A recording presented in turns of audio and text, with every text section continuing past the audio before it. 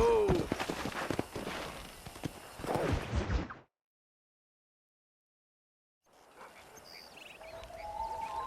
Mr. Marston, I've been hearing about your plans. Have you, Miss McFarland? Yes, from Lee Johnson, to settle here and build a life for yourself. I'm afraid those aren't my plans. See, I already have a life.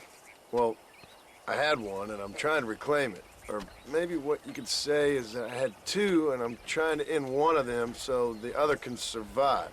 You do so love to talk in riddles, Mr. Marston. Do you do that, I wonder, as a substitute for having anything interesting to say? Probably, Miss McFarland. Oh, call me Bonnie, you fool. Call me Bonnie. Miss McFarland, I'm married. I have a son. I had a daughter, but she died. Years before that, I rode in a gang. We robbed banks, trains, held people ransom. We killed people we didn't like. Bill Williamson was in that gang. Now, if I don't capture my former brother in arms, great harm will befall my family. Now, I don't suppose any of this is very interesting to you, but I hope it explains why I wasn't so eager to talk about it. No, I do understand. I had no idea. You poor man. Even in this new country, memories don't really fade. My father was an illiterate Scot born on the boat into New York. He never saw his homeland, but to hear him talk about it, you'd imagine he only ever ate haggis and wore a kilt. And he hated the English for what they had done to his great-grandparents that he'd never met. People don't forget. Nothing gets forgiven. That's true, especially when it comes to money. And you know, even now, after all his labors, my father's debts are still terrible. I worry every day about us losing the ranch. It would kill him. My father died when I was 8 years old. His eyes were, well, let's just say he was blinded in a bar fight south of Chicago. My mother died during childbirth. She was a prostitute, and he was her, well, I don't know what he was. So I was sent off to an orphanage and ran away and fell in with a gang. My word. What a difficult life you've lived. The leader of the gang taught me how to read, taught me how to see all that was good in the world.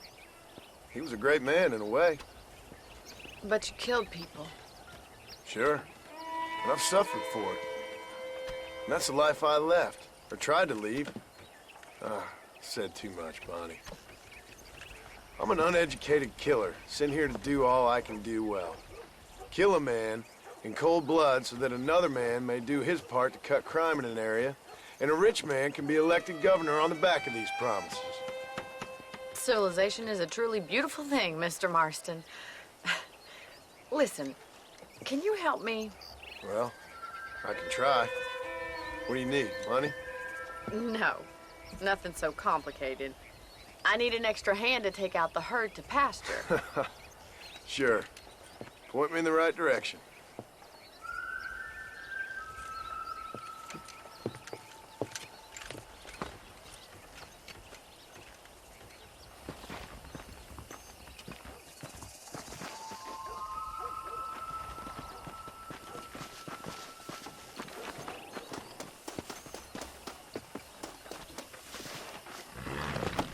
Let's head over to the cow pen.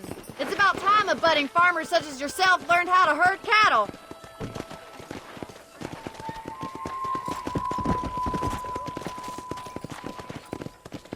Thank you for telling me all that back there. It must have been hard for you. I hope you understand now why I've been playing my cards somewhat close to my chest. I didn't know you had a wife and child. Then again, I don't think I ever asked. They're lucky to have a man like you. How are you, Miss McFarland? Whoa there! Come on!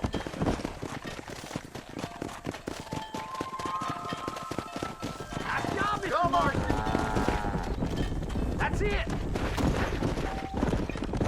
He's got it! Mr. Moss. Easy. Herd the cows down the road. Pretend you know what you're doing. Look at the cowboy. Come on.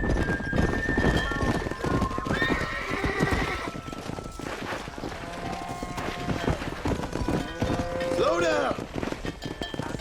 Get right at them. Driving this way. Come on, boys. Let's go.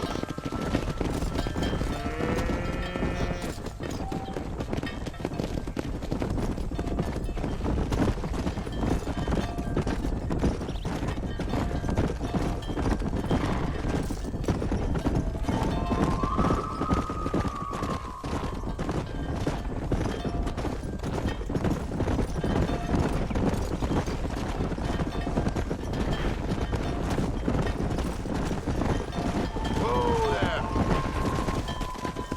He's just showing off now. Nail Good. it down! Now we need to move this entire herd out to the far pasture for grazing.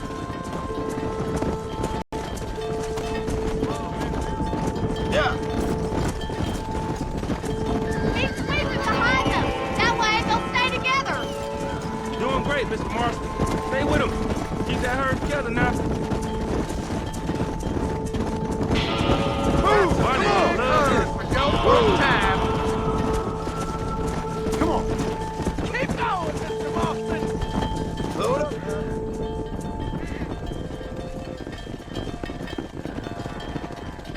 You're not Let's bad hit with the it. herd.